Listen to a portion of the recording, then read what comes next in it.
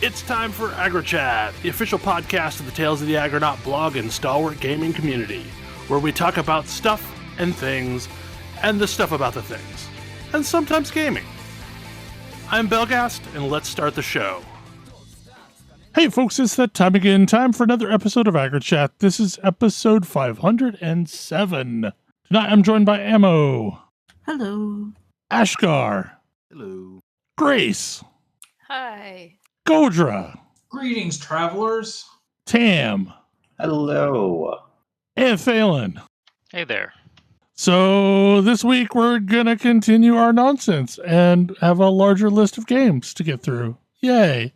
Yay, games. Like we did last week, we'll start off with a bunch of games that got honorable mentions, and then we'll dive into the primary picks and hopefully at some point wrap up. Hopefully. Maybe you'll be here forever. First one is an honorable mention that I know I put down as an honorable mention, Space Marine 2. I really enjoyed this game. It was a worthy successor to the original Space Marine game, which I also really liked. The big thing with this game was the attention to detail of the world for me. Yes. The number of models I was very familiar with that I passed along the way, like as backgrounds to missions. Like basically I saw every kind of Imperial armor that I could think of. And like, as I saw them, I'm like, oh, that's a Chimera. That's a Manicore. That's a Basilisk. There were also, and I feel like this helps, they're also absolutely dedicated to imitating the scale of the miniatures game, even when that scale makes not the least bit of sense. Right. Yeah. Because it frequently doesn't. It often is nonsense. But it was just so good. And like just the little environmental storytelling that happens in that game. Yeah. And like it had so many epic set pieces that were just gorgeous fights. The drop into orbit was my favorite sequence. Oh, it's it's super nonsense. But yeah, great game. I did not play any of the multiplayer. I've heard it's very competent. The multiplayer, I think the multiplayer is really fun. It takes a little bit of doing because you start out really weak and have to like work your way up. And so like once you work your way up a little bit, then it's actually super fun. But it's really it manages to pull off the what's this called?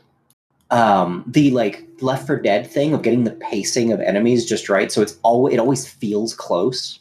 So this next one is also one that I put on as honorable mention, and I kind of batted back and forth whether or not I was going to give it a primary pick because I'm playing a lot of it right now.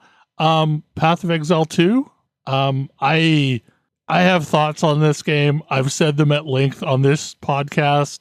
I'm enjoying myself, but there were a lot of times when I wasn't, which is part of the reason why I gave it an honorable mention and not like a full pick. And it's also in early access. So yeah, this game has definitely more promise than anything else for me right now. Like, I think it could get good.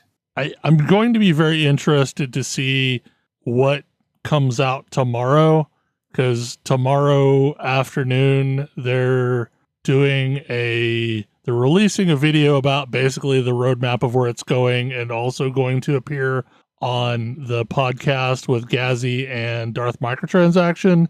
So I'm really curious to see what their takeaway is after the first month of gameplay. I also think that this game is hard for me to necessarily evaluate, because one of the things, like, when I was just going through Act 1, I was having a lot of fun.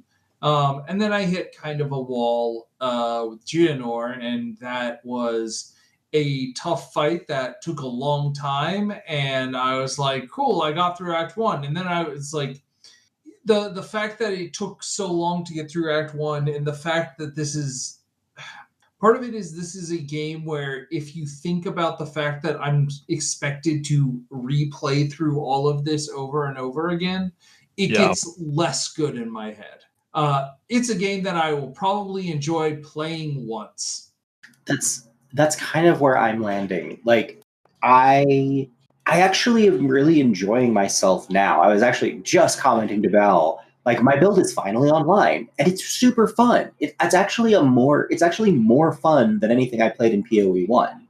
And if I can get to, it's got a lot of potential, because if I can get there more painlessly, I'm all in. It's super fun.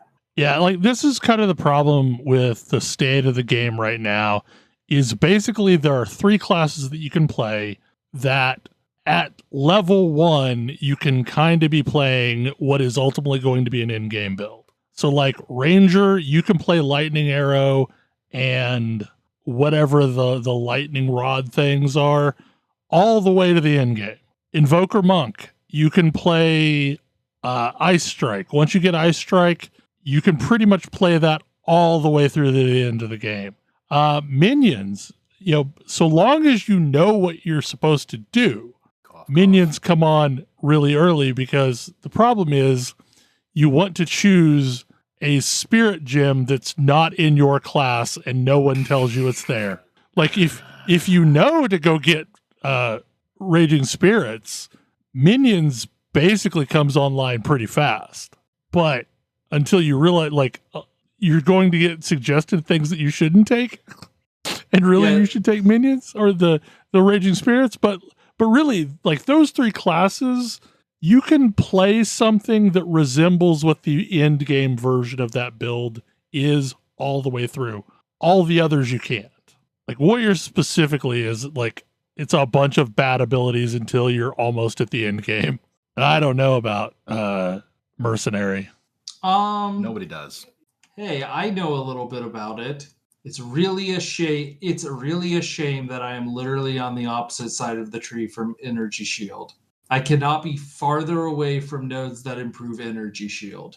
I'm really hoping that's one of the things that comes out of tomorrow, is that maybe they make some other defensive layers good other than Energy Shield. I'm really hoping it isn't just, we should nerf Energy Shield into the ground. That's the thing that concerns me, is basically like there's 4 builds that are fun, and I fear that all of them are going to get nerfed. Yeah, I think what they say tomorrow is going to really color how I feel about this game going forward, because I'm definitely in the camp where I was having fun while I was leveling up to a point. There's a lot of things that I don't love. There's some things that have a lot of promise. And if we go into tomorrow and they say, we're nerfing all these things and we're bringing all the classes online by nerfing the ones that are actually fun, then that's their design ethos, and I don't really want to keep engaging with that.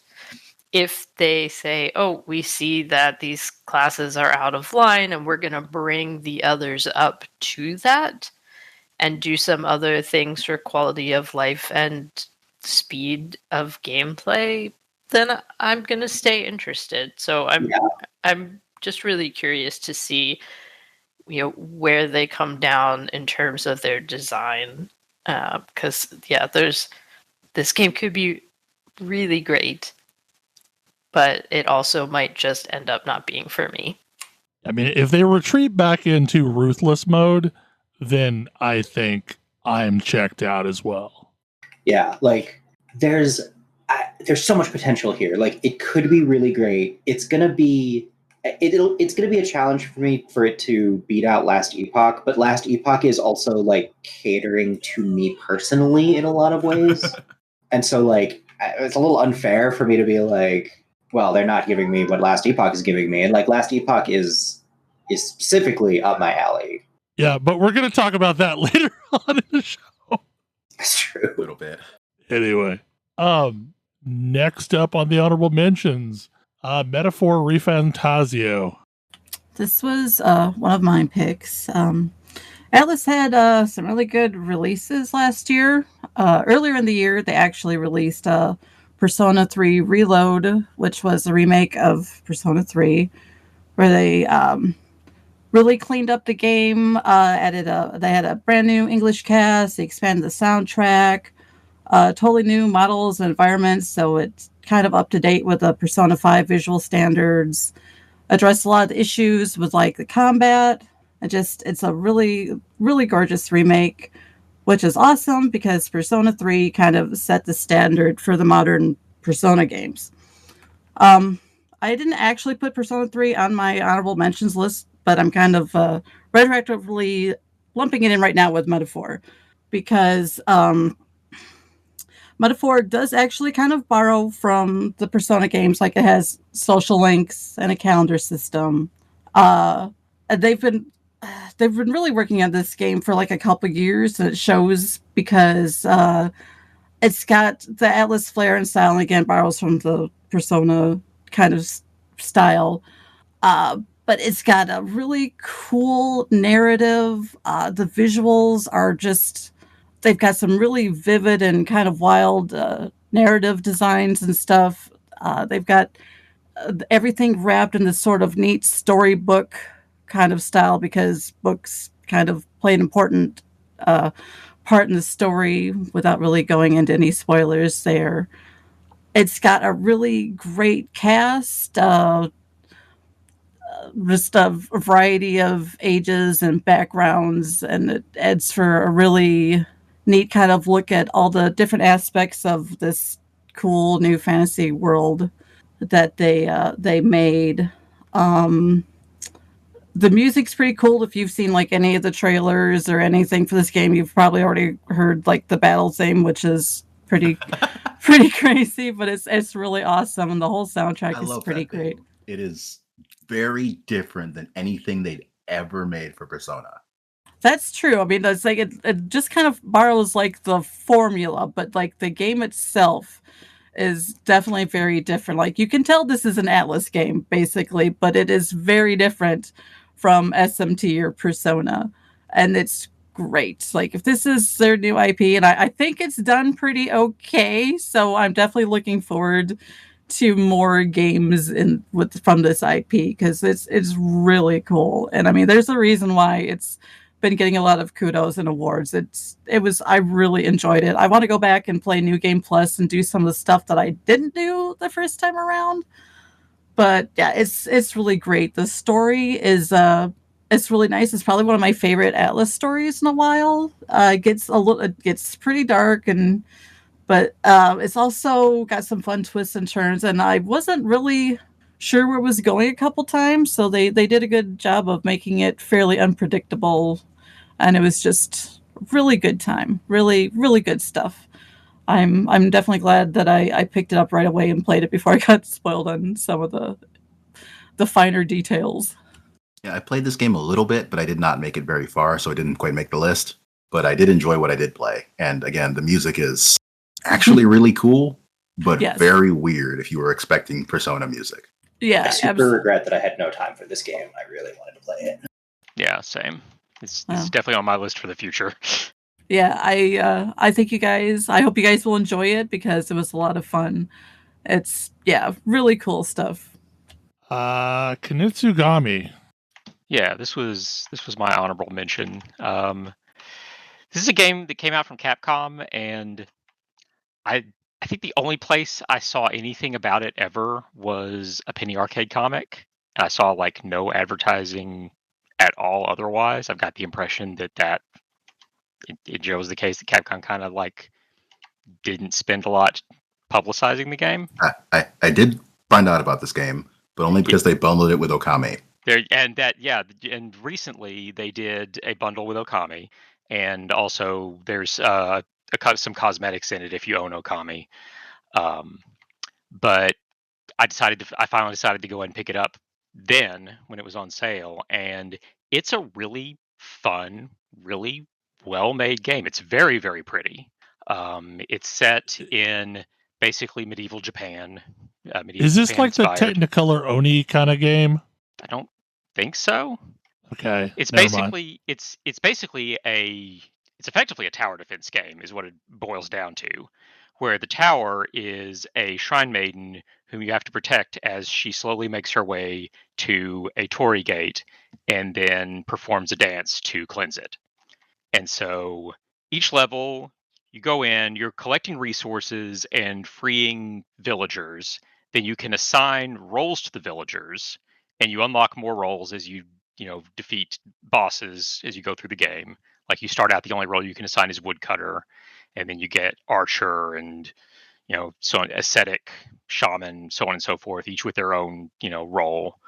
Melee attacks, ranged attacks. Ascetics can slow enemies that are nearby them. Shamans can heal friendly units near them.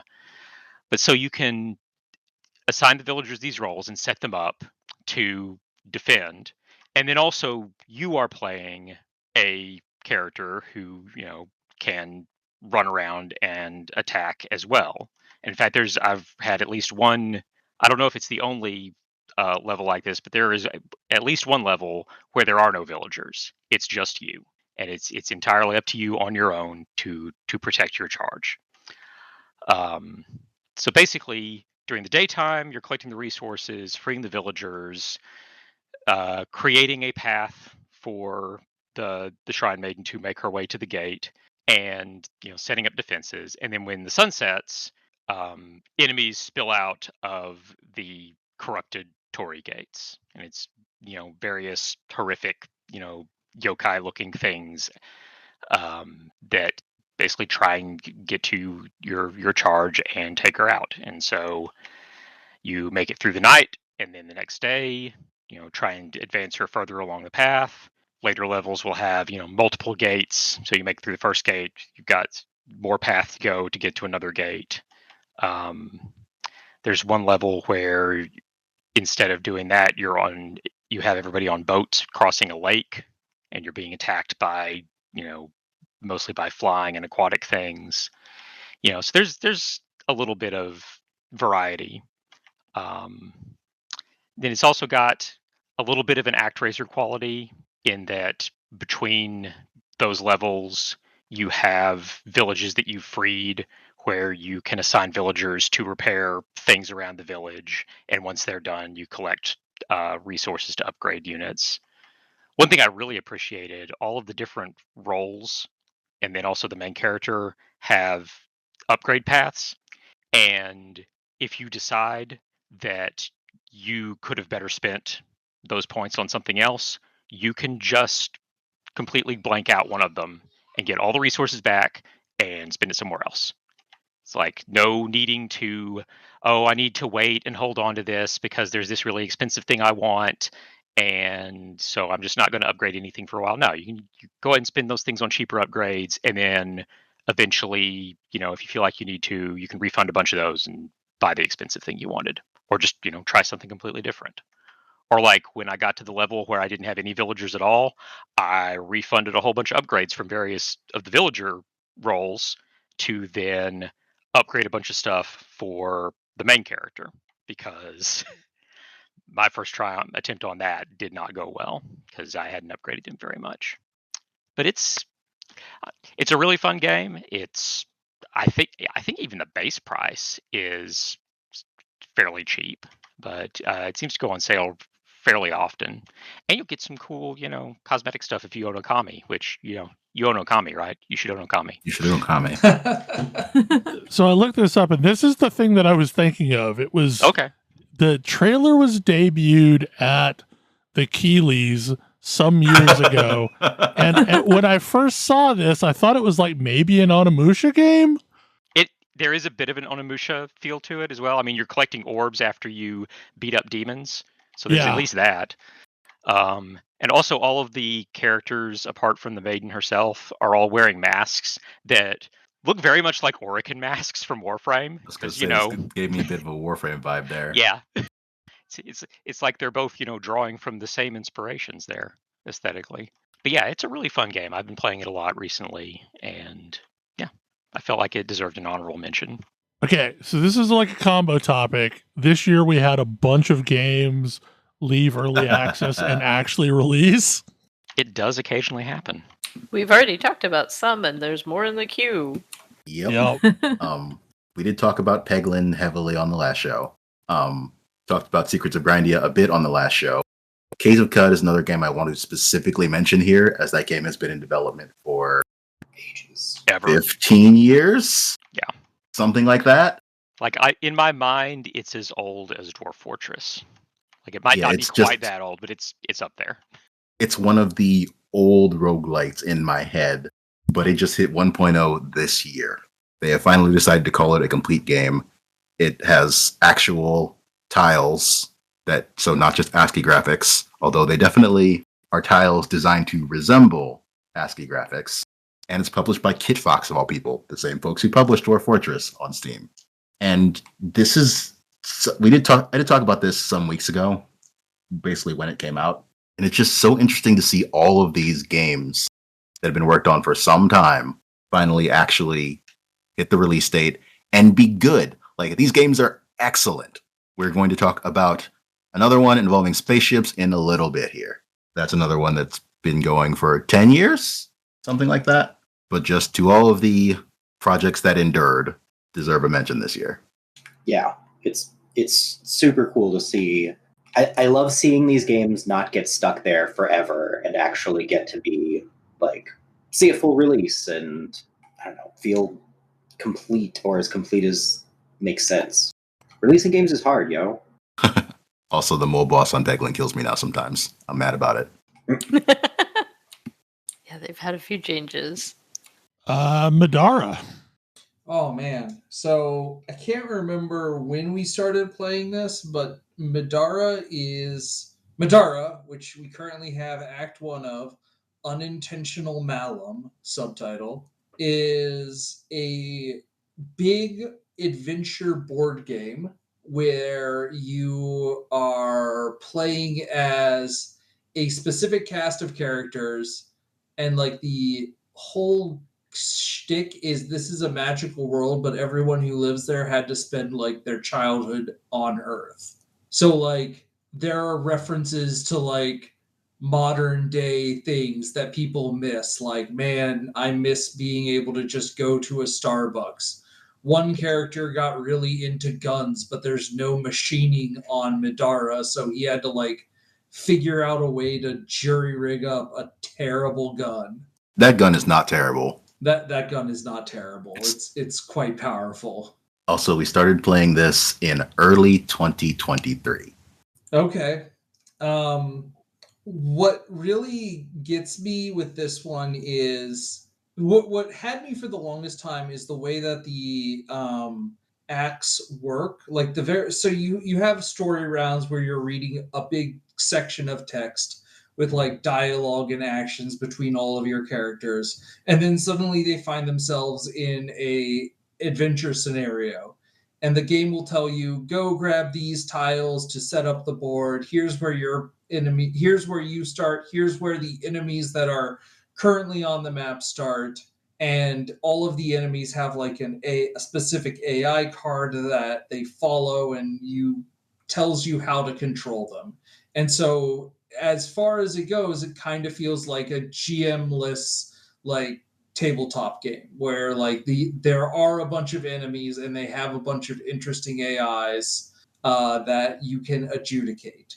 And then there's this really cool aspect called their objectives, totems, and treasure and exits, which are locations on the map that force you to uncover new, previously unread text for you to read and figure out what happens. So it lets every single adventure have a sense of surprise to it. And sometimes, most often, that's like, hey, you see, like, maybe you spawn this treasure on this location, or more frequently, spawn a whole bunch of new monsters. Like, hey, you go around the corner and you hear monsters coming, spawn, like, this monster on this area. Sometimes, though, it's like, oh, you open a door and, like, you reveal a new section of the map. Open this book that will show you diagram number, and it'll tell you how to set up the next section of map, and also where to spawn enemies in that section of map, which really allows you to have a sense of exploration as you're going through. And they've done a couple of interesting things, like, oh, as you're like also as you open up this block of text, you trigger a trap, and anyone in these squares on this diagram now suffer these bad effects. And like it's just been like for the longest time, the thing that most impressed me about this game was how much the adventures played very differently. Like it didn't feel very samey to me at all. And we've done a lot of this game. We've done we're in chapter 4 of 5 of the book, and that's probably like 40 adventure scenarios that we've done. The thing that became more obvious to me recently is actually this game does have an incredibly deep build craft, and there's a whole bunch of interesting builds, and playing those builds is fun and different and feels very different, but also powerful. Like I of course like have this flaw where it's like, oh well, I figured out the strongest build and I am playing this super strong build that I discovered. And then I try something else. I'm like, oh wow, this new thing I came up with is way better than that. Actually, and now that I'm looking at it, there's probably like 20 really strong builds in this game, and probably variation within all of those. I do not think any particular combat style you might randomly land on is underpowered, which I think is definitely an accomplishment in a game like this. Yeah, wow. Yeah, I have a copy. I picked up a copy of this because I've heard so much about y'all playing it. It started at the time that's like so precisely wrong for me to be able to like play that I feel like I completely missed the boat on it. But it sounded super cool. I get the impression that there's a lot of like discover along with people going on with it. I would say there's definitely a little bit of discover along with people in that the scenarios will change. I would say like I personally would not mind playing through it again just with completely different builds. Like I would happily, because I've never actually played a two-hander character, and I would not mind playing a two-hander character. I mean less in the builds and more of the like you already know what's going to happen in the scenarios, which was always sort of to some extent, yeah. Like with Gloomhaven had a similar thing where it's like if you joined a party that was already in play, the game kind of made you play it wherever they were at as opposed to catching you up. And yes, because if you restarted it would have a big problem. And I got a similar impression from Middara. Yeah, you would like if you played through the start again, it wouldn't be the same as playing as like being there when everybody else was playing it. Yeah, because the game has definitely surprised us a few times, and those surprises would be gone. Yeah. That's why I sort of say. That's why I'm like, I don't know. I feel like I missed the boat on it, but it sounds super cool, and I'm really glad there's more games coming out. Like clearly, like Gloomhaven was clearly like a seminal game, but it has its own, like, it's not a perfect game, and I feel like having other interpretations of the concept is great. I'm definitely excited for more of these types of games, because I do think there's a lot of interesting, and like you're also seeing this in tabletop where people are trying to figure out new and interesting ways to come up with like GM-less RPG systems and how that works and how you can do that, because a lot of the work of RPGs is in GMing, and a good or bad GM can make or break an experience. Yep. Gundam Breaker 4. Gundam Breaker 4. Did you want to make Gundams and fight them against various enemy configurations? If that is a thing you wanted to do, then Gundam Breaker 4 is the new game for you. It's really simple. Like, this game is not very complicated. It does exactly what it set out to do. Unlike new Gundam Breaker, it doesn't trip over itself trying to get there. So, like, I have a lot of fun with this game. You can make assorted custom Gundams and power them up for a while. You can grind a lot of levels if you want in a bunch of different things. I think the skill system is different than Gundam Breaker 3. I'm not sure I'd say it's better or worse. It's definitely different and took some getting used to at first, but I really like it. Gundam Breaker 4 is good. Their implementation of giant bosses is better than Gundam Breaker 3's. Oh, that's good. They were kind of HP spongy, is what I remember you saying. They're kind of HP spongy in 4 too, if you're underleveled. Ah, okay. Maybe that's what I'm thinking of. But in 4, they have like weak points, and if you take down all the weak points, they fall down, which makes it a lot easier to fight them than it does in 3, where they just have a giant stack of HP and get faster as you continue the fight. But yeah, good game. Unlike, it's got a lot more recent things because, well, it's just Gundam Breaker 3 came out, what, 5 years ago, 6 years ago? Look this up and be mad, aren't I? A while ago, for certain. 9 years ago. And there's been some Gundam since then. Some really good Gundam. Sadly, the amount of stuff they have from Witch from Mercury is quite limited. There's some of it, but not very much yet. Sad. That said, like, there is a season pass. Stuff's coming. And I'm pretty sure it's basically all from Witch from Mercury. Dwarven Realms. Hey, it's another early access game that had a 1.0 in 2024. This one was my honorable mention. I was intrigued by this game when it first showed up on my radar and was really rough, but had an interesting concept. And I have pretty regularly checked in on it, and then played the heck out of it when it had its release. It scratches a lot of the ARPG itch for me, but it is simpler in a lot of ways. Again, sort of falling in the weird 3D bullet heaven kind of realm. It's got big Vampire Survivor vibes as well. Yeah. I think this might be the first time I've heard the phrase bullet heaven, and I am suddenly going to use it for what everybody else is calling ARPGs. I love it. I mean, it's been basically taken as the term for games like Vampire Survivors. Yeah, it does sort of have a specific meaning. I don't really super love it as a term, but it does I don't love it. fit. But yeah, this game went through a lot of iterations, and it was really fun kind of watching the progress, but it has landed in a just really satisfying place. It's shocking how much the game has changed just in this calendar year. Yes.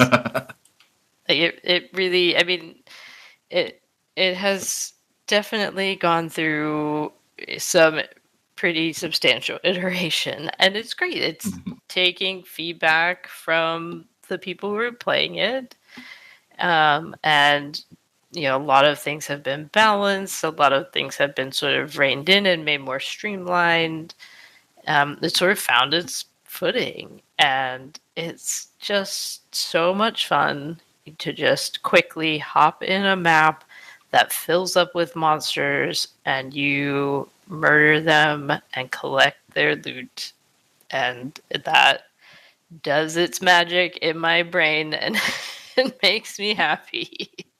It's not, again, it's not super complicated, it's not asking a lot of you, but you can push it pretty far. It's got some interesting boss fights now, and yeah, it just so satisfying. I was debating making this an actual pick for the year. It was very close, but it definitely at least deserves an honorable mention. Nova Drift, aka that space game that also entered final release. Oh my god, I put so much time into this game. Speaking of incredibly satisfying gameplay. Like, it's so good.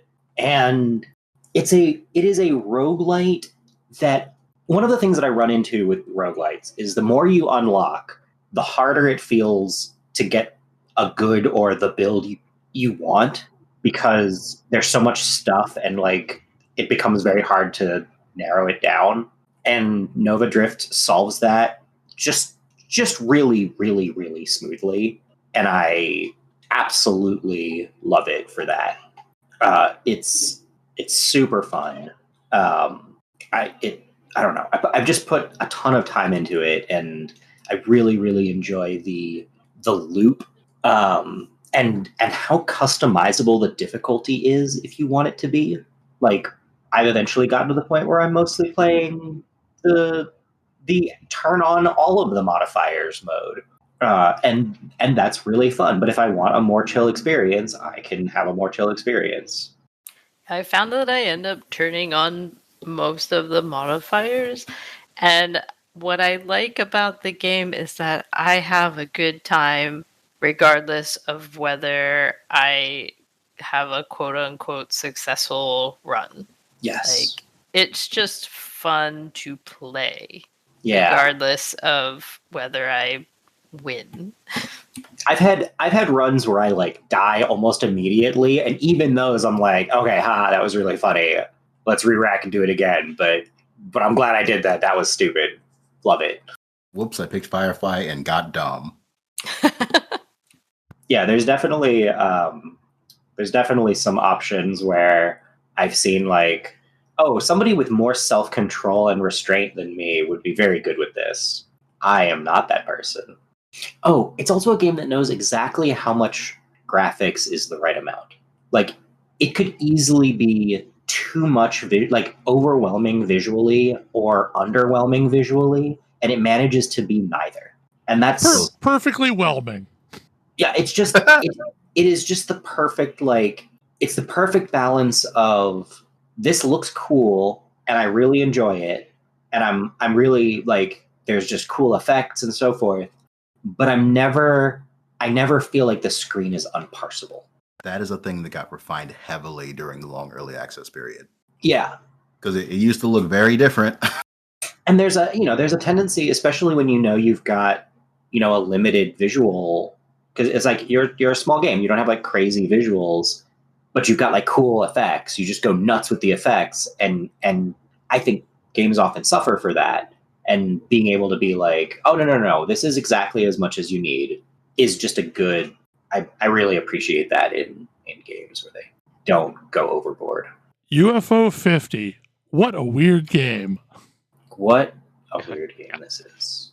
We've talked about it on the show, but like, as a quick recap, it's a game purporting to be like an emulator of an old like Nintendo era console that never existed, and that's bonkers. Like, just as a premise, that's nuts to start with, and I love that they just lean all the way into it. Yeah, the fact that they just went completely all in. It's a compendium of a bunch of games by a bunch of different devs. Kind of like, it's like a short story anthology in video game form, which is cool to begin with. But that they leaned all the way into the concept is so much fun. Every game has like a little story that goes with it that talks about like the fictional publication of it. There's hidden secrets in the game, as a throwback to like old console and arcade secrets. A shocking number of, there's like, it's 50 games, right? I forget exactly how many games there are, but I haven't run into very many that I'm like, this isn't fun, or at least like some of them I'm like, this isn't a game for me, but I can see how it's enjoyable, even if I wouldn't like want to spend a bunch of time playing it. It's just super charming. Quite possibly the safest way to travel to another dimension. Probably. Like, that's the aspect that reminded me the most of like Dark Tower and the Nozzle of Cola. Yes. the thing that didn't exist in our universe, but was very popular. Okay, we are now entering the actual picks, and this one is another one of our combo topics this year, the Warhammer franchise. So I was looking at my Steam library, Steam Replay. Like, Steam Replay came up, and I was looking at my Steam Replay. And in January, I played my normal number of games. In February, I kind of played my normal number of games. And from March through about September, I played almost nothing, according to Steam. Like, Steam was like, you played 80% less, you spent 80% less time playing video games in these months than you did last year. And I was like, huh, that's a big jump. Like, I had to think like what happened there, and it's because I spent most of this year deep in minis games land. I have a record of this that I was looking at, but in 2018, I assembled 50 minis and painted 14. In 2019 and 2020 were both similar. 2020 was like assembled 50, painted like 30, because I was spending a lot of time at home. This year, I assembled 246 minis and painted 195, more than the previous decade combined. And it's just been like there was a point, and I can almost pinpoint the model, but there was a point where I realized, oh, I actually hit that point where I like my painting enough that I can have fun with it. Painting minis no longer is it doesn't feel like an obligation that I'm doing because that's part of the hobby. This is an activity that I enjoy on its own merits. And it's also it's paired with the fact that I got into playing 10th edition 40K at the start of the year, and that is hot take. I think it's the best edition of 40K they've ever made, and represents like I have come on this show and put 40K on blast as having an absolutely terrible garbage rule system, and I feel like the current edition does so much to address my like game design level gripes with the game. Like it's very clear that they have they understand that the game has to be good, and you can't get by with just the minis or just the whatever being good. And their core rules have been updated to like really feel that way. And so I've been spending a lot of time there following, the other Warhammer franchise stuff that's been coming up. Age of Sigmar got a new edition this year. That was an absolutely fraught several months, but like the end result has been really good, and has like, for once, they actually have a very good, here's how you start playing. It's been the stuff that I've been doing and the stuff that I've been seeing has been good enough that for the first time ever, this year I cracked open one of the Black Library books. I keep almost saying fan fiction, but I know that's not technically correct. I mean, and like, I'm not here to offer like a full-throated recommendation of the Black Library as a place to go get your novels, because many of them are not very good. Yes, but like, some of them really are. IP fiction is pretty rough to begin with most of the time. Yeah. And I've read 2 or 3 of these books that I'm like, oh, this is actually really good on its own merits. And the fact that it's also tied into this game that I'm having fun with is even cooler. I mean, I feel this way about the Magic the Gathering novels. Most of them are not great, but there's a couple that are amazing. Yeah. And like when you get to those, it's like, oh, this is cool. Like, this feels great. Brothers War specifically is an amazing novel. Yeah. And that's sort of, I've spent probably more time in like Warhammer franchise games, because I also played a ton of Rogue Trader. Like played that all the way through. I played Space Marine. I've jumped into a bunch of the Warhammer games because they go on like deep sale quite a lot. Some of them are quite good. Some of them are not. But their will license our IP out to basically anybody for a video game has served them pretty well in a few cases. It feels like they've gotten a little bit more discerning over the last 5 years.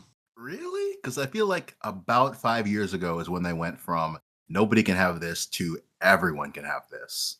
See, that was longer than 5 years ago. Yeah. Oh, Yeah, fair. because Yeah, for years, first they had no to stop one being afraid of licensing their stuff out. Yeah, for years, no one could make a game. And unless it was some weird, very small UK based publisher that they could put their thumb directly on top of. Sure. Or Relic. Yeah, but like, I'm talking about the time before Relic. Yeah. But yeah, Relic cracked it wide open. And there's genuinely been a handful of really cool games. Like, I really would like to see. I'm not thrilled about the Stormcast part of that. That's going to be inevitable, but the version of Rogue Trader that's Age of Sigmar. I think there's some really, really cool stuff they could do with that. I think that their writing and just their overall thoughtfulness has improved. They've been legitimately spearheading the push to get like neo-Nazis out of miniatures gaming, which is a lot of work and it is important work that they don't have to do, but it's good that they are. They've made some very like pointed and pointed and direct commentary about a handful of things. I wouldn't be like, I'm at the point where I wouldn't be surprised if we stopped seeing Space Marines are only male within the next few years. And I think some people are going to completely lose their minds about it. And A, good, but B, like, that's been unthinkable for decades. Didn't that get mentioned in one of the books or something? People I've already lost their minds about it. Yeah, I think one of the books already kind of like hints at it. Introduced that, yeah. Probably. I haven't. That one I don't know specifically. I only know because some sorts of people got mad about it. Yeah. Yeah. Like that's why it broke out into the larger, consciousness. But yeah, and I'm good. Those people can be mad. Exactly. But yeah, it's been a really pleasant way to spend my time. I spend so much time on the computer at work and at play that making something physical with my hands just feels nice. And being able to like the other thing that I did is spent a lot of this year rearranging my office to have display cases, so I can actually put the stuff up that I've been working on. But yeah, between books and games and miniatures and exploring the new rule sets, actually having a minis gaming group again, it's been really, really great to get back into it. And I'm very heartened to see that a lot of the stuff that annoyed me about it before has either been excised or is on its way out. Tactical Breach Wizards. Oh man, this is my game. This is probably my second favorite game of the year, and it's the idea is that we're doing magical, like you follow a couple of characters who are magical, and they are magical in the same way that like in My Hero Academia character is a hero. Like all of these various people have quirks, and it's very specific to the people who manifest those quirks, and like how do you use that. So your two main characters are a private eye who casts thunder spells, like lightning spells that push people back, and a spec ops time mage who can see like 6 seconds into the future. And the way the game plays is like, because you have a spec ops person who can see 6 seconds into the future, you can like rearrange, you can retry your turn infinitely, like until you say, yes, I'm happy with what I've done on my turn. Nothing is going to progress forward. You can rewind and be like, oh, that didn't work out the way I wanted to. Let me try this other thing. And so while it claims to be a tactics game and definitely looks like a tactics game, it feels a lot more like a puzzle game in which like you are trying to figure out the set of moves that best achieves your end. And if you make a mistake, don't worry. You can just rewind and try a different tack. There's a bunch of the other thing that is key to this game and doesn't get nearly as much praise is how sharp its writing is. It's an incredibly well-written game. There were so many times I was just laughing out loud because the characters are very sarcastic, they have quippy lines, and there's a bunch of like interesting camera angles they do to sort of tell funny humorous stories. There's a bunch of like, how do my powers help me in these certain ways, like where are the limitations of them. And ultimately it's like a game where you are going through all of these different like volatile zones trying to pursue a one character who is trying to do like the inciting incident is the time mage got a glimpse of like 1 month into the future, and it was him in front of a memorial of like 1,000 people dead, like crying over the fact that he couldn't stop this one person who caused it, and he knows who caused it, and so now he's on her trail. And so like there's always this like, we have to keep going, but like we're a ragtag group of people, and like we have this motley set of abilities. How do we manage to make all of this work? This is the only game that scores higher than Metaphor Refantazio for games I regret not getting to this year. It's even installed. It is definitely interesting to see that they do a lot of interesting things in narrative with the game, especially with the main villain, whose whole thing is she's a speedster. She can move before you can think. So every single time you act, she gets to react, which is very overwhelming and hard to figure out how to solve. But it's a great game. And like, yeah, the story, the world, I would love more time in.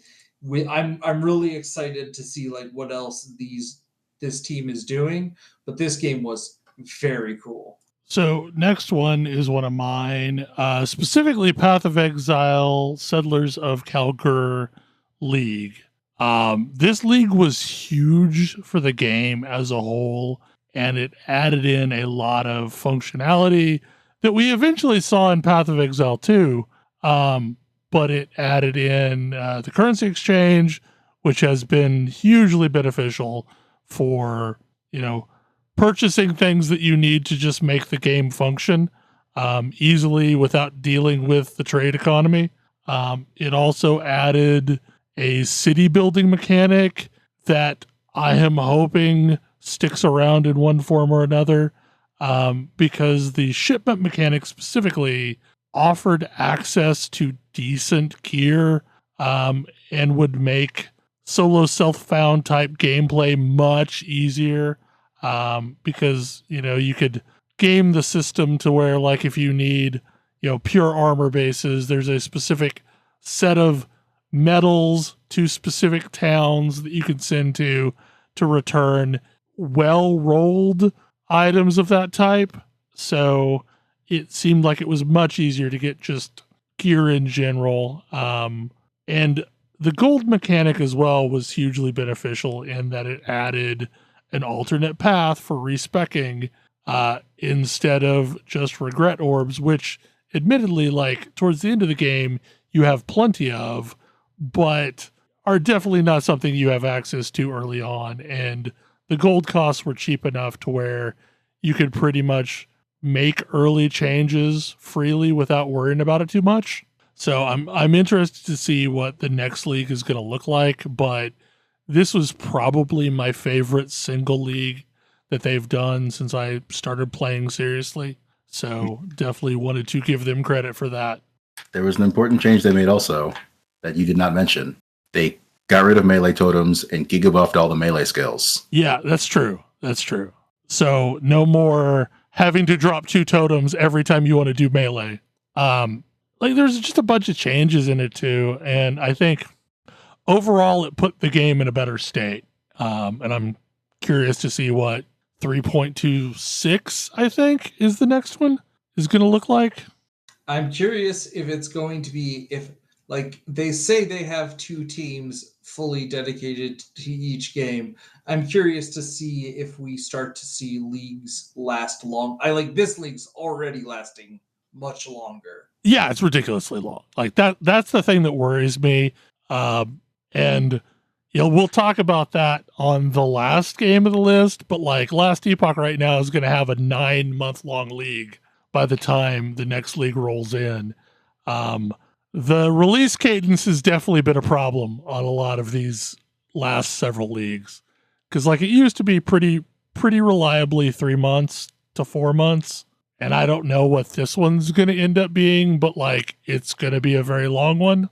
I mean, the upside of that is it gives them a lot longer to figure out what worked and what didn't. Yeah. Oh wow, yeah. So this was tail end of July.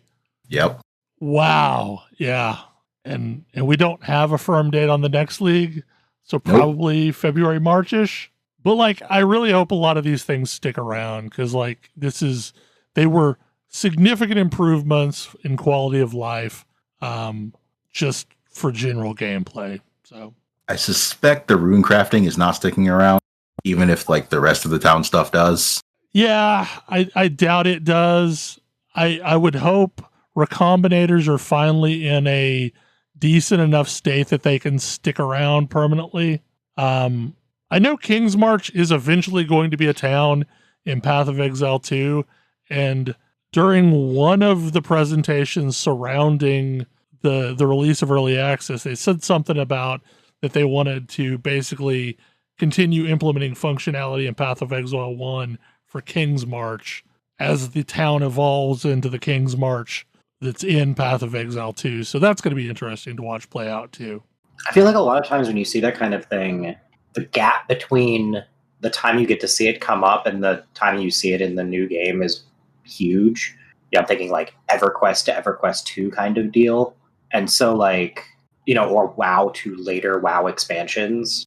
Yeah. It would be interesting that you could like, in theory, follow along a lot more closely. Yeah, because like you're only talking about a 20-year gap between the events of Path of Exile 1 and Path of Exile 2. And they're both games that are running in parallel. Right. Enshrouded. This was one of my games of the year. This game is technically still in early access, so I can't wait to see what happens when this one actually hits its 1.0, because it's an amazing, fully fleshed game right now. This game is sort of everything I wanted Valheim to be, and also pretty. It gives me all of the exploration that I want. It gives me interesting sort of boss fights or mini boss fights. And it gives me all the building and crafting that I can stand. And I just love it. It's had several patches that added huge amounts of content over the course of the year. I'm still playing my way through the most recent one, which added a whole sort of wintry mountainous area, and yeah, all the farming, all of the animals to tame, all the exploration and puzzles. Like, this game just has everything I want in a game. The combat is satisfying. The skill tree I still maybe hope it gets a little bit of a rework Yeah, along the way. I'm not the biggest fan of the skill tree. Yeah, it still needs a little bit of love, but it's fine. It needs some work, but it also is functional enough, and I don't feel like my gameplay is like it's not a detriment to the moment to moment gameplay that the skill tree is kind of meh. This is just one of those games that I have absolutely lost myself in for hours and hours and hours this year. And yeah, I keep being excited about what's gonna come next. I'm kind of trying to play through what's available before the next patch, but there's still so much to do, and it's really satisfying and fun. Just love all the exploration, the beautiful world, and kind of a cool story. You know, it's all sort of told ambiently by scrolls and things you find for the most part, and there's somewhat through quests from the characters that you find. More so now, and I appreciate that that's getting fleshed out more. The world is a little bit more alive because you're literally bringing people back to life. One of my favorite aspects about this game is, you know, so like a very important piece is building a base. And if you are a terribly creative person, you can pick any flat field you want and build your ultimate design until your heart, you know, is content. Or if you are less creative, there are tons of slightly disheveled towns that look really cool in the game that would be very easy to take over and turn into your base. So like it really does a good job of catering to both, where someone just wants to spiff up something and put their own mark on an existing town, they can do that rather than like build from whole cloth. Yeah, I definitely appreciate that. I am mostly in the camp of gonna build all my stuff from scratch, but I also like the fact that as you progress through the game, you can have quite a few bases. You're not just limited to only having one. And so you can have a combination. You can have that one main base that you really go all out on. But as you wander around, you find a cool town that's near a resource that you need. You can just take over the town. But yeah, I said I spent a ton of time. I really enjoyed it. I thought it was worth being on Games of the Year, even though it's not technically released. And I cannot wait to see what the future brings for this one. So this is another one of mine, Pandaria Remix. I got into this late after the Frogger incident was done. But essentially this is a version of World of Warcraft that turns World of Warcraft into an action role-playing game. And instead of, you know, there was a currency called bronze that dropped, and you could use it to buy, you know, loot boxes with gear, and eventually like buy dungeon sets and raid sets, and all of the content in Pandaria was on a daily timer, so you could run the raids over and over and over and over until your heart was content. And I had a freaking blast playing this game. And there was like a bit of a borrowed power system in that it made the content significantly easier, and also your leveling was sped up considerably. And the cool thing about it is that it aligned perfectly with their upcoming expansions, so that kind of like Path of Exile, where you play in a league and then the characters go into standard, you could transfer your character you leveled up in Pandaria Remix to another server and then play that as your main character from that point forward if you wanted to. So like it was just a really cool little experiment, and it has not been officially released, but supposedly Legion Remix is coming up soon where they're going to do the same treatment for Legion, and I will probably absolutely be there on day one because I had enough fun playing World of Warcraft in this alternate method that I would be interested in doing it again. Like I couldn't see doing this as a true seasonal model, but like an event that happens every so often for a few months, it could be a heck of a lot of fun. It also made me appreciate Pandaria way more than I did at the time. Rabbit and Steel. Rabbit and Steel is the second game from a creator who both likes Bunny Girls and likes FF14 and likes Bullet Hell. All of the above. Yes. Rabbit and Steel is a action roguelike in most senses, I guess, in that your character's builds are based on what you find in the shops and what items you pick up after boss fights.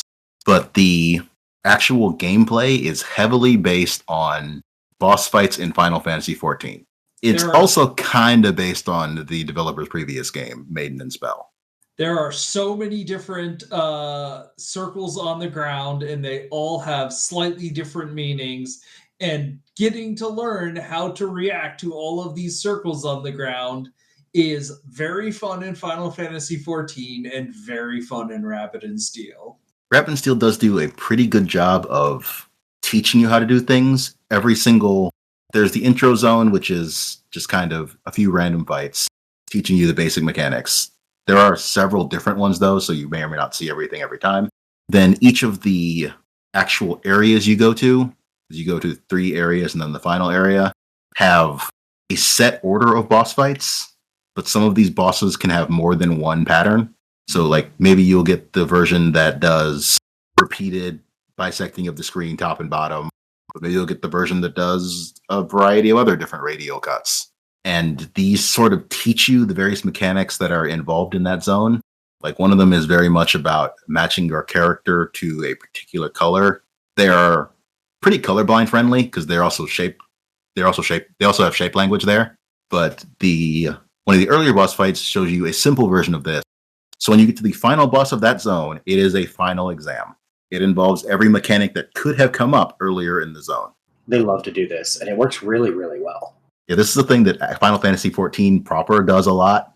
Not as much anymore, but it used to do a lot. And this game just revels in it. It's good. It's a very fun game. It is also, like, it has several difficulty levels. You do not need to play on the hardest difficulty to beat the game. You can go through the game, get to the ending on any of the difficulties as far as I'm aware. The only reason I have to say as far as I'm aware is because I've never done it on hard. This game gets hard. Oh, yeah, it does. Hard is not the hardest difficulty either. But yeah, lots of fun. I spent a lot of time with this game this year, in a year that had many, many, many roguelikes come out. It's really fun in multiplayer. It's so much fun to play with friends and be like trying to order yourselves along the screen. Honestly, I even had a lot of fun with randoms. Yeah.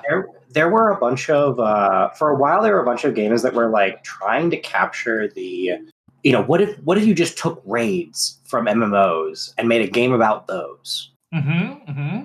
And mostly they tried to ape World of Warcraft a little bit too much for that to work. But this one, I think, pulls it off. This one captures that feeling of like doing a raid boss with people. Absolutely. In a really, really cool way. Also, an exception to the more fun with randoms thing are the one that tethers you to your party members. Those are interesting. Helldivers 2. So this is like a game that was this game is sort of a pretty scenario. Is it typically first person or over the shoulder? I don't even remember at this point. It's pretty sure it's third person. Yeah, I think it's third person, but it's a kind of standard shooter game. But one of the neat things going on in this is you get to equip a bunch of different like actions. And like you can call up to your ship and tell your ship to do stuff. So you can tell your ship, hey, like come and do an air, like have a fighter pilot come and do an airstrike here. Turn the orbital cannons on this location. Drop a supply pod with this weapon in it. And they all have cooldowns. And there is a like button sequence you have to like go through, like up, down, left, right style button sequence you kind of memorize to do all of these things. And the premise of this game is what if we were playing in Starship Troopers and it was as subtle as Starship Troopers is about the fact that you're playing in Starship Troopers? The movie, not the book. The movie, not the book. Yes. And you are part of you are a managed citizen of Super Earth. And you are going to be spreading managed democracy to the unruly parts of the galaxy. I believe you like one of the first enemy types they had are just bugs a la Starship Troopers, which you blow up so that you can get their juicy oil. Because war for oil is an important part of Super Earth. And like it is definitely, the tutorial sets a tone for the entire game that is kind of perfect. And like it starts off with you like having this intercom recording of this like grizzled tough army sergeant who's like barking orders at you. And one of the like first things that happens is like, I'm pretty hard to be impressed. And it's like, tells you to throw a grenade at that target. And when you blow it, it's like, wow, I've never been so impressed in my life. Very, very propaganda vibes. But the actual gameplay is like extremely frantic, and there's a whole bunch of objectives in a map that is constantly increasing in danger. And like, how can I figure out how to use all of the buttons at my disposal to make sure me and my crewmates manage to get out of this hell zone alive?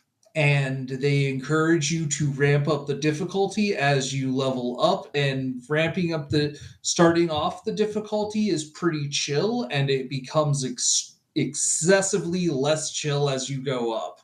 I played this a lot with Tam, and I had a ton of fun with it. It's really, I really enjoy it. It's a game where it is hard for me to say a game is better because it has friendly fire. Like, until I played this, I would have said, no, that's just never true. I would always rather friendly fire be a toggle. And I'm forced to reevaluate that take, because it's genuinely, it would be missing something. It would be missing something without the fact that you drop a huge bomb on a place and whoops, you didn't sufficiently warn your teammate. Now they've been exploded.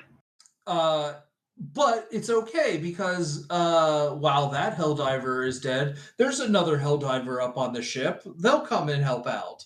Reinforcements is a button.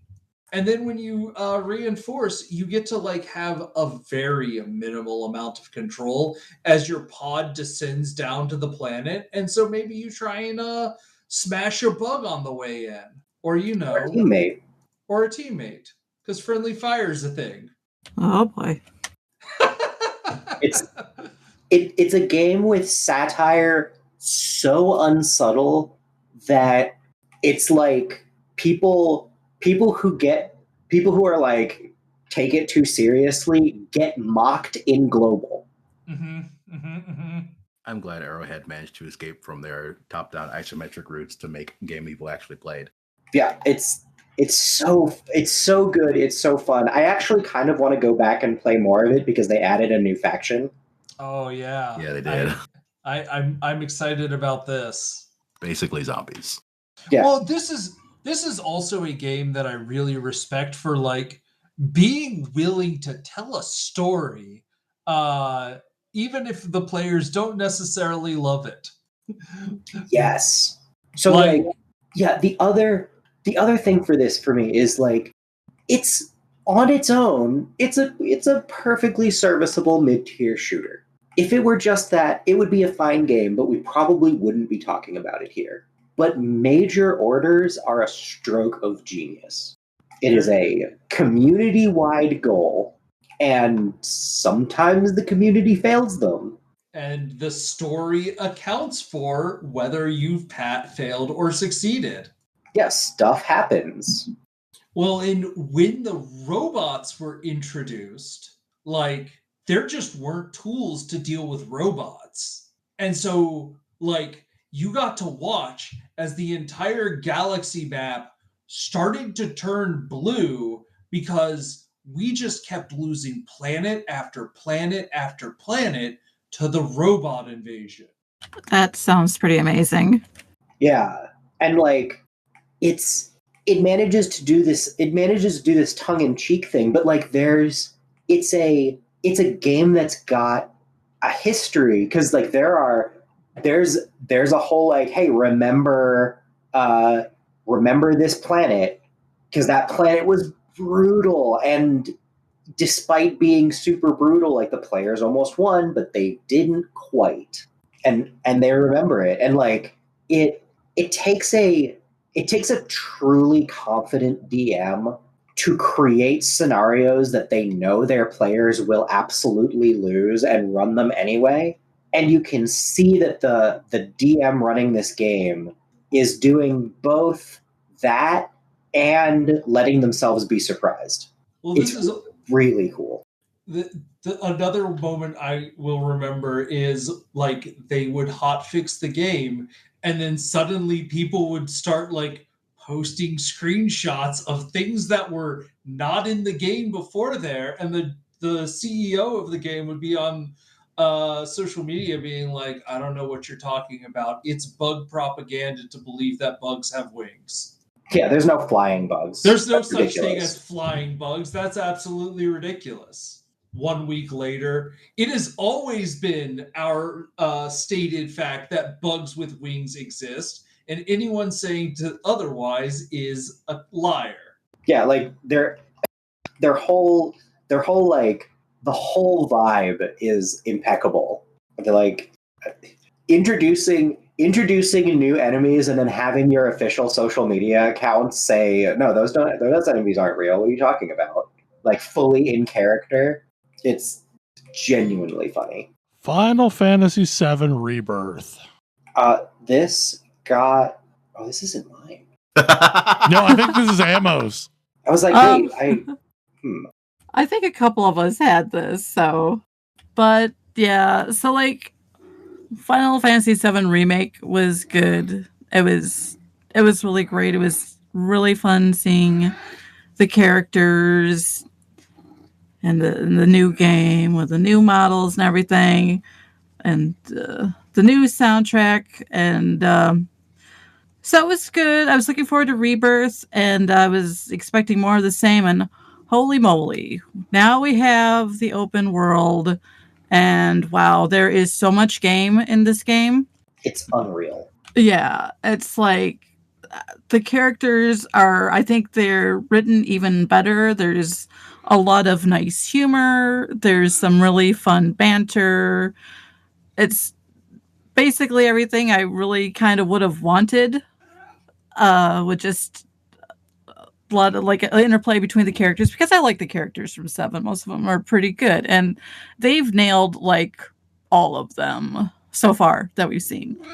Yeah, they've nailed all of them, and they've done interesting nuance with like 3-decade-old characters. Yeah.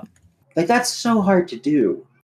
And they've managed to like keep a lot of their old charm and update them a little bit. Like, we haven't seen a lot of the new version of Sid, but it seems like they've changed him for the better in some ways, but he's still very Sid. Like, there's no mistaking who he is. Yeah. I'm going to pronounce this the way they pronounce it in game. No angry letters. But Kate Sith is a character I like in this game somehow. Somehow they made that character one that I'm like, actually, I would spend more time with this character. Yeah. He was really great too. Unfortunately, his solo gameplay segment was probably one of the worst in the entire game, but his character is very fun. Yeah. And his big part in the middle section of the story makes a little bit more sense now, the way they built him up in this story. There's a really interesting thing going on. I was really this almost made my list. It was bumped off by Indiana Jones, and if they had made a slightly wilder decision at one absolutely crucial moment, it would have stayed on here. I wanted them to be a little bit bolder than they were. But that, because they don't have, there's a bunch of things, this is the portion of Final Fantasy VII where there's a bunch of twists and surprises in the story. Mm-hmm. Everybody knows that. They can't do those anymore, and I respect them for not trying. Mm-hmm. Like, spoilers for Final Fantasy VII, Kate Sith is being controlled by a Shinra agent who defects, who ultimately defects because, like, isn't even a defector when you first meet him, is just, like, kind of concerned and becomes a full-on defector. And that, they're just open with that from the start. It's not like a sudden reveal at the end. And because of that, it's so much more interesting what they're able to do with that character. Yeah, I really enjoyed that. And it was kind of nice having him as a character to kind of see like the day-to-day crazy from the other Shinra execs. Yeah, like you get a bunch of time with just like, what's Reeve doing? Oh, having a terrible day, really. Yes. Having a terrible, totally avoidable day because he's like the one guy who's even slightly good at their job. And has a conscience. Yeah. I think that the things they did with Zack, fascinating. Oh, yes. Like, all right, like that's cool. There's a fun little detail. I am very interested to see the end of the game pops up a message that's basically like, all right, folks, we have retold the story now all bets are off.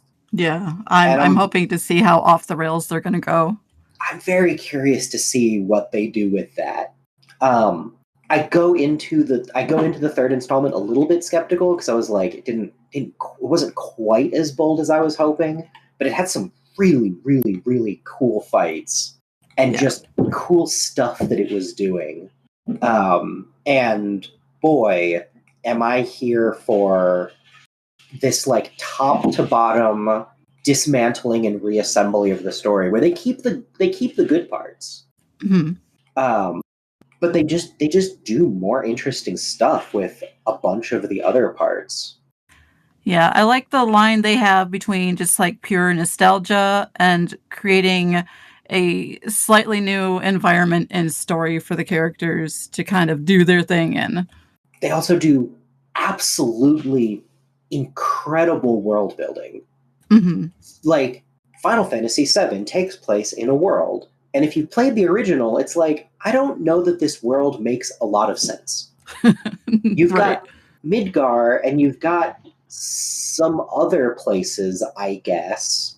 And why do any of them matter? Because they're all super tiny compared to Midgar. Mm-hmm. And this game does a ton of work to change that visual and also establish like what was here before. Oh yeah, very much. Like And there's a lot of really cool, like there's an entire really cool game of, hey, what happened before all this? Mm-hmm. Like I want to spend time in that space because that's cool. Yeah, I love the kind of hints to these ruins and stuff that popped up in this game. I also like that they made places like Wutai. I mean, they talked about it and you could go there in the first one, but now it's a lot more relevant to like the current world going ons and stuff. Yeah, it's going to be really interesting to see. You could in original FF7, you could go to Wutai and it was like, 4 houses and an inn, and you're like, really? Like, I don't believe this. Now it feels like it's a real power, and I'm really interested to see if you go there, like they've got to go there in the third game, right? Like it doesn't make sense otherwise. Like, what is Wutai? Are we going to have like turbo neon cyberpunk Korean like vibes? I would love that. That would be amazing. Like, is it going to be like Kamigawa, the Final Fantasy game? Because A, I'm here for that, and B, boy, that's a huge change. Yeah. There's also, and the game got a lot of like critical feedback about this, and frankly, it is so essential to the Final Fantasy VII experience that I'm sort of outraged that people got mad about it. But like, the game is delightfully full of bullshit minigames.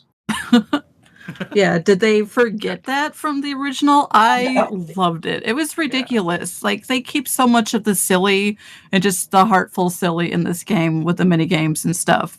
Yeah, and they're absolutely silly. Like, this game knows how silly to be and when to be silly, and it's really good at it. Yes. I love how they've already kind of put a little bit of humor into even Vincent.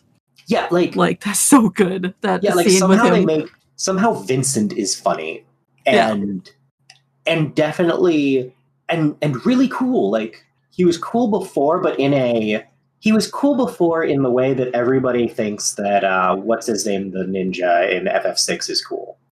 Because he's a ninja with a dog. Has no backstory, whatever. Like, I guess that's cool, but has never really appealed to me. And like, Vincent was very similar. Whereas like, Vincent now is still all of the things that he was, maybe a little bit more explicitly werewolf, but he's really cool. Like, they're doing really cool things with that character. And I also respect that they were like, we're going to come up with a very believable reason why he's not going to be a part of this game. Mm-hmm. Like, yes, I understand that you cut him for scope sanity reasons, but where they go with it is great. Yep. Yeah, he's not even in there like all that long, really. I mean, he does, follow you around for like the last part and stuff, but he's definitely important in some key places, and he really feels very good in those spots. I'm very much looking forward to what they're going to do with him with his gameplay. They've also done just an unbelievable amount of work rehabilitating Yuffie as a character. Oh, yes. Oh my gosh. Yes, definitely. Like the DLC started that absurd job, and they have definitely continued it, and it works. Mm-hmm. And yeah, she's still very much Yuffie, but she's a lot more endearing now. I don't remember disliking Yuffie, but also maybe most of my Yuffie memories at this point are from Kingdom Hearts. that could be. I mean, I didn't. Game, mostly she steals your materia and goes off with them. It's true. So yeah. She doesn't start on the best of feet. Yeah. She still very much wants your materia, but she decides to stick around and help you out anyways because your goals are aligned right now. Yeah, like her thing is super annoying. Like, in the first game, her introduction is super annoying. In this game, her introduction is super annoying, but in a way that like makes sense. Like, you get it. Mm-hmm. Their take on the "you're impersonating Shinra soldiers" section was excellent. Oh. Yes, that was so good, that whole sequence. And that mini game. Yes. Oh, it's so funny. It hits on so many cylinders, and like the reimaginings are all in the right places. I'm very excited for the next game. Yes. The bonus boss is amazing. Also, yes. Just throwing that out there. Straight out of Final Fantasy XIV. It's a delight. Yep. Yeah, this is a very enjoyable game. It's still got a lot of heart and enough, nostalgia in there, and enough new things for people who maybe hadn't played the original first. It's very fun, very cool, and awesome music. Oh yeah, the music is great. The Gold Saucer is amazing, especially the intro to the Gold Saucer. Oh my god, Dio. Yeah, I'm very glad that they're still telling a very serious story, but they kept the silly and they've really polished it up, and it's got a lot of heart, and it's great. Bring on part 3. Their pacing is also great. Like the Gold Saucer comes at a time where you kind of need it. That's true. Man, right before you get to the Gold Saucer is bleak. Yeah. They reimagined Barrett a lot. Yeah, I never thought I would say that, holy crap, Barrett made me cry. Multiple times. Yes. He's great. He's like, he might be the best written character in that game. Yeah. And it's frequently just out of nowhere. Yeah, I feel like they really went through some of these characters and kind of dug down to the essence that would make them good and what can be improved upon, and just there's really no single like Barrett spent so much time as a comic relief character, and he's not that. He's funny, but he's not a joke. Exactly. He's very important to several of the plot points, and just he's got a lot of the heart of the core cast. Yeah. They're doing my last thing that I think is worth noting, that I mentioned that there's a bunch of stuff that they know that you're doing, that they know that you already know. That's a reveal that was a late reveal in the original. So when Cloud retells his past, and you get to play as Sephiroth, which is super cool, everybody knows that's not real, including people in that room, and the game plays with that. Yep. It's great. Like, it's very. I'm hyped for the third one. It's going to be 2029 or something. Unfortunately, probably, but they've got a good chunk of the world built, so maybe 2028. So, last game on the list is one that was picked by a lot of people. Last Epoch. Can we get a show of hands? This was definitely Game of the Year for me. It was also on my actual list. This was also on my actual list. I don't actually think this made my list, but it should have. I think I forgot that this came out this year. Yeah, it at least got an honorable mention nod from me.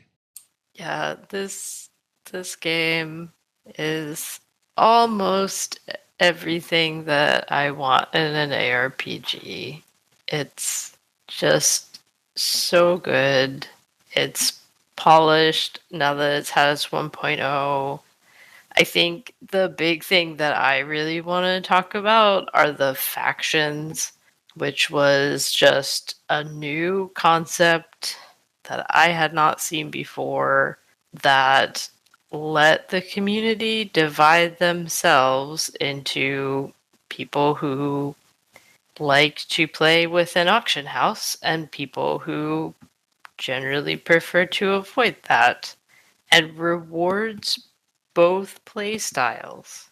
What if you wanted to have SSF but not punishing? And also not isolated. Like, that's the problem that I have with SSF. Solo self-found. Right. Yeah. Like, you can't play with other players. Yeah, I'm a big fan of that. I'm a big fan of their entire skill system with respecking. It is a game that wants me to explore and have fun. Yeah, that's my thing about it. The amount of variety between the classes and variety within each class is large. And you can access it. every single time I got a unique with LP2 or LP3, I sat down and asked myself, what could I do with this? What build is this? Let me take a look. Let me open up last Epoch tools and see what I think. Oh, interesting. Like that, this opens up this build. And then it encouraged me to explore. And then I went out and I started that character. And it was maybe 6 hours to get it into monoliths. Probably less, probably closer. I think I got it down to about 4 hours to get into monoliths. You're going to be like the veteran PoE players that can get to maps in 5 hours. But it's so much faster in this game. I mean, yes, because you don't have to have a perfectly optimized everything to do that. Yeah. You do have to know some things. You do have to know You're not going to do this your first time. You're not going to do this your first time. But that's fine because you know what you're doing the first time? You're getting told an actually pretty great story. Truly. And you're getting to engage into buildcraft. Like a thing that I'll repeat here, a thing that I harp on it at my actual job a lot. Just because a game has builds does not mean that its players are engaged with buildcraft. And that's a really, really important distinction that it feels like Last Epoch gets. Like, Last Epoch is designed for a lot of games. It's like, oh, there's a possibility of having builds. Let me look up the build. Let me look up the good build and then do that. You're not individually brewing your own build for the most part. And getting players to do that is actually really, really hard. And Last Epoch, I mean, I remember being stunned seeing streamers be like, well, you don't actually need a build guide for this game. Putting aside the fact that my, literal livelihood is based on me putting out content here's a build guide, you don't actually need one for this game. I'm still going to make one because here we are, but you don't actually. Yeah, but and you really don't. I've done so much random, enjoyable, testing of random abilities, and if I get it wrong, it's not punitive, and also, I get to have fun with it. Yeah, I have the closest thing in Last Epoch to a unique build that I made that I've now iterated on 4 or 5 times. Kodra and I were theory crafting a Beastmaster build, and turns out that, people had in fact thought about this before. We were one talent point away from an actual build guide, and we just came up with this, just looking at how things work. Mm-hmm, mm-hmm. Was that Spirit Wolves or was that Blood? That was Spirit Wolves. Spirit Wolves. Spirit Wolves is really fun. I am currently playing Blood Raptors. Blood Raptors is very strong. Yeah, they let me be a wizard with a sword. Oh, they let you be such a powerful wizard with a sword. And it's great. Without really even trying, I pieced together, a couple of steps removed from essentially the meta build for a Spellblade. But there's also but there's 3 more. Yeah, there's also so many different ways for abilities to combo and ways for you to tweak, come up with a new build on the fly. I want to do this is a game where I could give you I always said what is the bread, the drafting order for knowledge that you would need for an ARPG like PoE. And boy, that requires way more discussion than just something that you could say in an acronym. But for this, it's hey, figure out an ability you're interested in and figure out what damage type you want. And then just try and make sure your damage types coalesce together so that you can focus on getting that damage type higher. Also, maybe try to figure out a way to live. Try and figure out a way to live, but there's a bunch of ways to live in this game. It's true. For me, a lot of that is just make sure you have health on gear. Health on gear is going to be important. I feel like solving mana is the bigger issue in Last Epoch. There are a lot of ways to solve mana in Last Epoch. I solved it in my one build by like literally having a button I pressed to get mana back, and it turns out pressing that button didn't feel bad. Yeah. Well, I mean, and in a similar vein, the game gets scaling just right. Oh yeah. So that it doesn't feel like crap. It's not like your build. It's not like, oh, this build feels like crap until it's suddenly good when you get all the pieces in place and all the skills and everything. It's like, oh no, this feels good and continually gets better. I will say that the build doesn't come online until about halfway through chapter 1, which is the first part before you get to town is probably the hardest part of that game. Or maybe the second section. I can't remember where you fight like that first flying fire guy. That flying fire guy. Weird. That like this very second section of the game is the most likely part to kill you for a long time. Because after that, you get your build online, and yes, you really are able to deal with stuff, and the scaling works out very well. But like, it's paced well enough that when just as you're like, okay, I understand what this is doing, and I'm starting to get a little bit bored of it, a new thing comes up, and you're like, oh, okay, this is either a new ability that I get that changes the way I play, or a new build option that I didn't have before. So if you are bored, you can try something new for a little bit, and it's easy to go back. And I appreciate that, as has been said, the campaign story is actually pretty decent, and it can be pretty quick to play through, but it still feels good on multiple playthroughs. I would like them to finish it, though. I would like them to finish it. I want to see the end of this story. I want the quote unquote end game to make any amount of sense. I mean, yeah, like I'm really looking forward to the April patch, since it's supposedly all in-game related for season 2.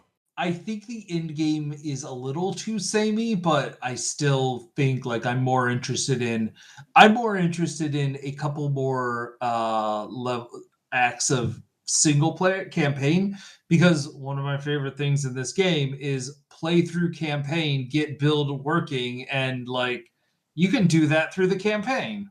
I mean, also the campaign provides a nice test of how is Lagon feeling on this character? How am I doing when I get to chapter 7? Man, Lagon is harder than basically anything else in that game. I think some of the monolith bosses are harder, but Lagon is definitely a difficulty spike, so it's interesting to see how things get handled. I mean, it's always extra fun when you fight Lagon and then have a Harbinger jump out and have to kill that too. Things that they've added to the end game. I don't love the way that they attacked the Harbingers at the end of an existing fight. Like, I'd rather they be their own thing that you then fight. At least a pause long enough for me to pick up the loot from the boss I just killed would be appreciated. Yeah. But they're cool fights. And I'm just glad to see them keep adding things to the end game. Like upping the kinds of bosses and adding little things like loot lizards, and just the end game does feel a little samey, but you can see them keep adding to it and adjusting it, and I think it's only going to keep getting better. Yeah, and it's still got a lot of the hallmarks of the genre, but I don't feel so punished by bad drops that I'm like, I think I'm done. I don't have the I am struggling to even get through the campaign or get into endgame because I just have had bad luck with drops. Well, the crafting system is so much better. Like it's tuned enough that I'm like excited. It's not like it doesn't feel samey and old because I'm getting the same item.